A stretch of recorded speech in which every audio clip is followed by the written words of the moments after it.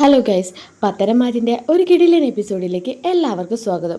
എല്ലാവരും ചാനൽ ഒന്ന് ലൈക്ക് ചെയ്യാനും സബ്സ്ക്രൈബ് ചെയ്യാനും ഷെയർ ചെയ്യാനും മറക്കണ്ട കേട്ടോ. വീഡിയോ മുഴുവനായി കാണാൻ കൂടി ശ്രമിക്കണം. അങ്ങനെ എപ്പിസോഡ് തുടങ്ങുമ്പോൾ തന്നെ കാണിക്കുന്നത് അനിയെയും അനാമികയാണ്. അനാമികയ്ക്കാണെങ്കിൽ അനിയോട് വല്ലാതെ ഒരു ദേഷ്യമാണ് കേട്ടോ. എടാ അനി, നീ ഇങ്ങനെ പോയി കഴിഞ്ഞാൽ എനിക്കിവിടെ നിൽക്കാൻ പറ്റില്ല. ഇങ്ങനെയാണെങ്കിൽ ഞാൻ എൻ്റെ വീട്ടിലേക്ക് തന്നെ പോകും. അപ്പം അനി പറയുന്നുണ്ട്, നിന്നെ ആരും ഇവിടെ പിടിച്ചു വെച്ചില്ല, നിനക്ക് നിൻ്റെ വീട്ടിൽ പോകണമെന്നുണ്ടെങ്കിൽ പോവാം.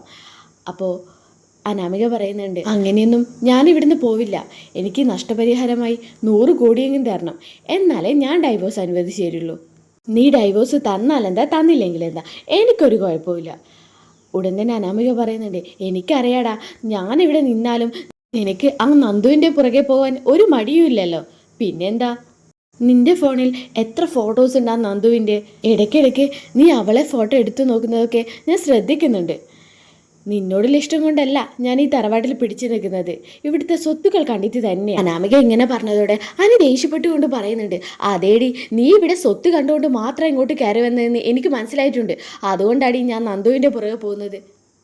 സത്യത്തിൽ നന്ദുവും ഞാനും തമ്മിൽ വേറെ ഒരു ഫ്രണ്ട്ഷിപ്പ് മാത്രമേ ഉണ്ടായിരുന്നുള്ളൂ. അത് ഇത്രയ്ക്ക് ആ ബന്ധം വലുതാക്കിയത് നീ ഒറ്റ ഒരാളാ. ഇത് കേട്ടതോടെ ദേഷ്യപ്പെട്ടുകൊണ്ട് അനാമിക അവിടെ നിന്ന് പോകുന്നുണ്ട്. എന്നിട്ട് ഹാളിൽ ഇരുന്നുകൊണ്ട് ഒരു പഴയ കാമുകനുമായിട്ട് ചാറ്റ് ചെയ്യുന്നുണ്ട്. അനിയോടുള്ള ദേഷ്യം കൊണ്ട് മുൻ കാമുകനുമായിട്ട് പുതിയൊരു ബന്ധം സ്ഥാപിച്ചെടുക്കുകയാണ് അനാമിക. അനിയെ കല്യാണം കഴിക്കാൻ വേണ്ടി ആ മുൻകാമുകനെ തേച്ചതായിരുന്നു. പിന്നെ അനിയുടെ സ്വഭാവം ഇങ്ങനെയൊക്കെ ആയാലോ വീണ്ടും അവനുമായിട്ട് ചാറ്റിങ് തുടങ്ങി. അനാമിക ചാറ്റ് ചെയ്തുകൊണ്ടിരിക്കുന്ന സമയത്ത് ദേവ്യാനി അങ്ങോട്ടേക്ക് വരുന്നുണ്ട്. ഈ സമയത്ത് ജാനകി എന്ത് ചെയ്യുന്നുണ്ട്, അനാമികയെ അങ്ങോട്ടേക്ക് വിളിക്കുന്നുണ്ട്.